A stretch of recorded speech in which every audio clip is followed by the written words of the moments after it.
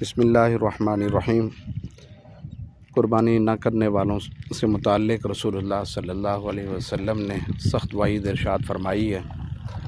چنانچہ عید الاضحیٰ کے موقع پر جو لوگ قربانی نہیں کرتے، جانور اللہ کی راہ میں ذبح نہیں کرتے، اور ویسے وہ صاحب حیثیت ہوتے ہیں، صاحب نصاب ہوتے ہیں اور اچھے خاصے مالدار ہوتے ہیں، اور اپنے خواہشات پر، اپنے بچوں کی خواہشات پر ہزاروں نہیں بلکہ لاکھوں اڑا دیتے ہیں، لیکن جب عید قربانی آتی ہے، عید الاضحیٰ آتی ہے، تو اس وقت جو ہے وہ ایک چھوٹا جانور بھی نہیں خریدتے اور نہ ہی خریدنا چاہتے اور قربانی کرنا نہیں چاہتے۔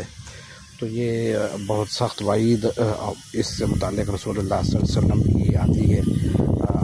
بہت ساری وعیدیں آتی ہیں، ان میں سے ایک وعید یہ بھی ہے، رسول اللہ صلی اللہ علیہ وسلم نے سخت ناراضگی کا اظہار فرماتے ہوئے ارشاد فرمایا، آپ نے فرمایا کہ ایسے لوگ جو ہے وہ پھر ہماری عیدگاہ میں عید پڑھنے کے لیے بھی نہ آئیں۔ مطلب یہ ہے کہ ان کو عید پڑھنے کی کیا ضرورت ہے؟